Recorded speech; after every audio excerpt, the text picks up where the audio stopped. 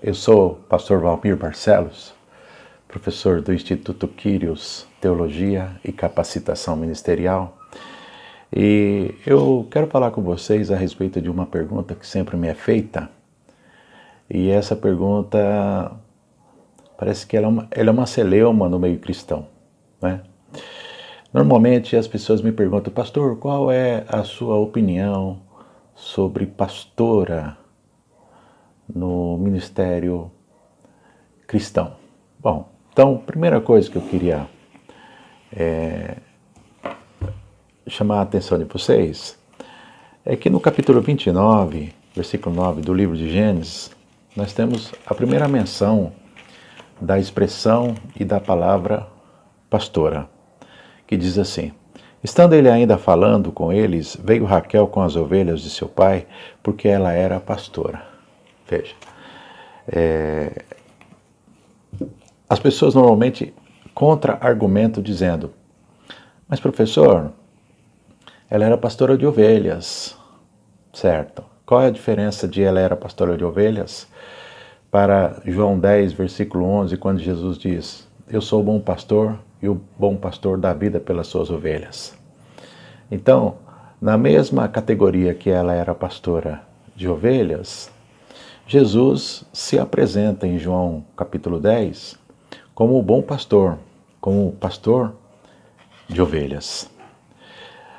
A primeira menção da palavra pastora, ela não é uma menção clandestinizada, né? Clandestina, mas ela é uma menção para que deixe bem claro que, diferente do que muitas pessoas pensam, pastora no ministério cristão, principalmente no que diz respeito às igrejas pentecostais, ela tem sido uma prática em nossos dias.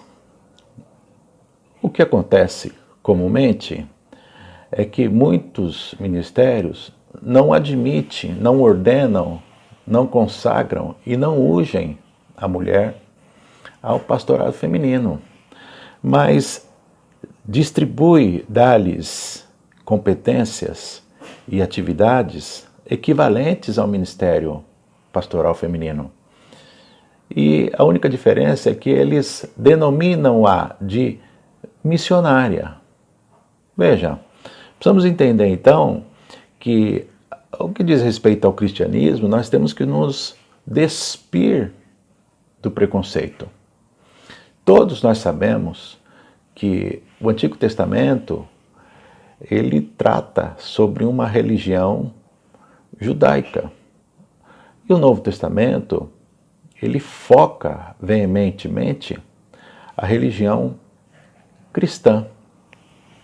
Bom, então nós precisamos entender que quando se trata de aceitar a Jesus, se converter e ser salvos pela graça, por intermédio do sacrifício da cruz de Cristo no Calvário, dando a sua vida por nós, ele despedaçou muitos preconceitos que haviam no judaísmo, de forma que nós, cristãos, não estamos mais presos ao ponto de vista judaico. Então, mais uma vez, eu chamo a sua atenção para a leitura na Palavra de Deus, que se encontra em Gálatas, capítulo 3, 28, quando o apóstolo Paulo diz assim: nisto não há judeu nem grego, não há servo nem livre, não há macho nem fêmea, porque todos vós sois um em Cristo. Bom, se todos nós agora somos um em Cristo, salvos pela graça, por intermédio do sacrifício de Cristo, por que a discriminação de judeu e grego, servo livre ou macho e fêmea? Veja, se o homem tem competência suficiente para ser pastor, da mesma forma, as mulheres demonstram, provam e atuam com essa competência.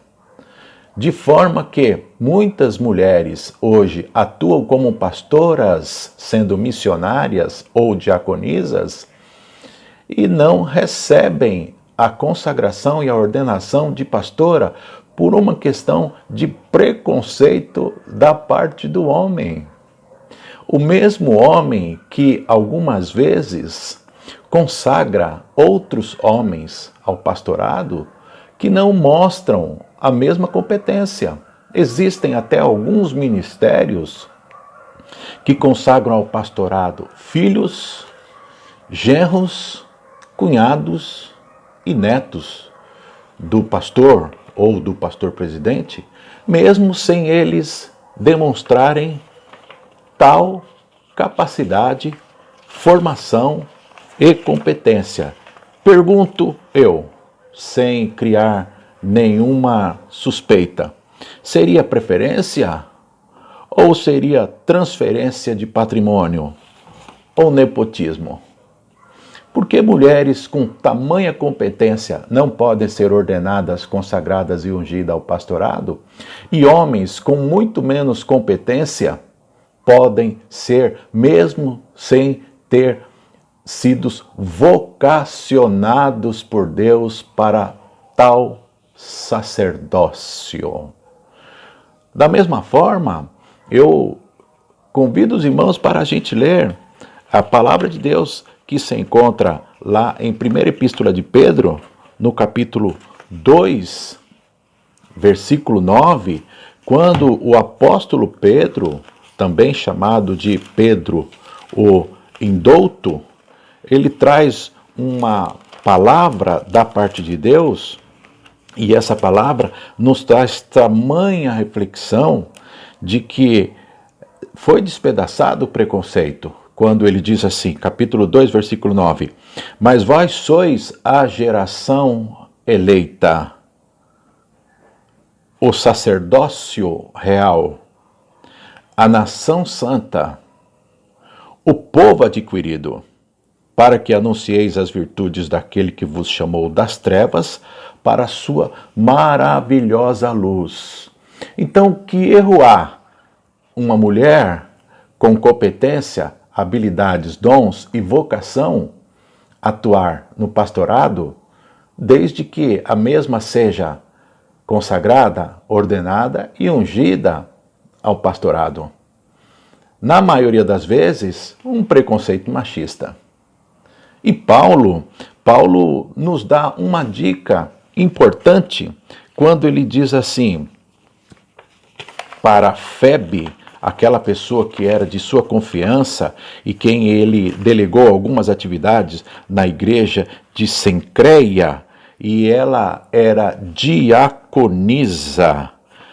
Ele conferiu competências a ela, ela foi líder sobre congregações e ela dirigiu homens e mulheres sendo diaconisa. Da mesma forma, por que não hoje as mulheres poderiam ser consagradas a este ministério pastoral, sendo mulheres que se entregam à obra de Deus, resignadas, são mulheres de oração, de fervor, busca do Espírito Santo, cheia de dons, vocacionadas, competentes e algumas até formadas, com formações psicológicas, formação teológica, formações pedagógicas e psicopedagógicas. Nós precisamos entender que a atividade pastoral é, antes de tudo, um dom. E que quando o homem limita determinadas pessoas a determinadas ações, ele pode estar determinando o crescimento do reino. E o reino não é dele. Imagino eu. Se o reino não é dele, o império não é dele, e se é o conglomerado que está sendo tratado, preparado, ensinado, orientado para ir morar no céu não é dele, porque ele, de forma preconceituosa, tolir o crescimento, consagrando mulheres ao pastorado. O que nós precisamos entender é que o argumento usado por Pedro para justificar a inclusão dos gentios na igreja foi o dom do Espírito Santo que lhes fora concedido. Da mesma maneira como aos judeus, como os apóstolos poderiam impedir essa inclusão? Os apóstolos não impediram a inclusão do dom do Espírito Santo para gregos ou para judeus. Da mesma forma, nós não podemos impedir que, quando o Espírito Santo capacita e vocaciona mulheres, o preconceito em nós não permite que elas sejam consagradas, ordenadas e ungidas ao santo ministério, ao pastorado feminino. O interessante é notar que as mulheres podem fazer de tudo na igreja. Elas podem dirigir, elas podem ensinar crianças, podem ser conselheiras de mulheres, de casais, de jovens, de adolescentes. Elas podem entrar na comunidade carente, realizar culto de libertação, elas podem fazer campanha, elas podem ser intercessoras, as mulheres líderes podem ensinar as demais mulheres lideradas por ela, mas quando se trata de ungí-las ao pastorado não pode, é antibíblico. Não é antibíblico. Nós temos um exemplo em Gênesis, Raquel era pastora. Nós temos um exemplo em Sencreia, a diaconisa competente chamada Febe. E nós temos exemplo de que Jesus confiou a mulheres alguns ofícios que ele não confiou a homem. Por exemplo, ele apareceu primeiro a uma mulher depois da sua ressurreição e pediu para que essa mulher anunciasse a presença dele. Dessa forma, nós precisamos, meus queridos irmãos, nos desprover, nos despir do preconceito e dar a César o que é de César, a Deus o que é de Deus, deixar as mulheres que Deus tem levantado, capacitado, santificado, ordenado, preparada e vocacionada para realizar o pastorado feminino. O que nós precisamos mexer aqui dentro e nos despir do preconceito. Assim, mulheres mais competentes que homens.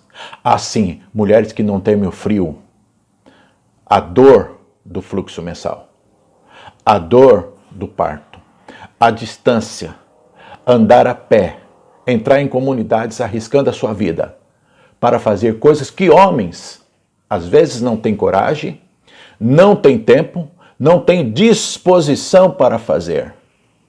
Então, quando se trata de reino, nós, homens, não podemos impedir o avanço do crescimento do reino, porque existe um machismo aqui dentro em não reconhecer a capacidade que o Senhor Deus as concedeu. Dessa forma, eu encerro aqui as minhas palavras, agradecendo a sua atenção e dizendo, mais assuntos como esse, nós traremos a nossa opinião embasada na palavra de Deus. Deus em Cristo vos abençoe. Em nome de Jesus.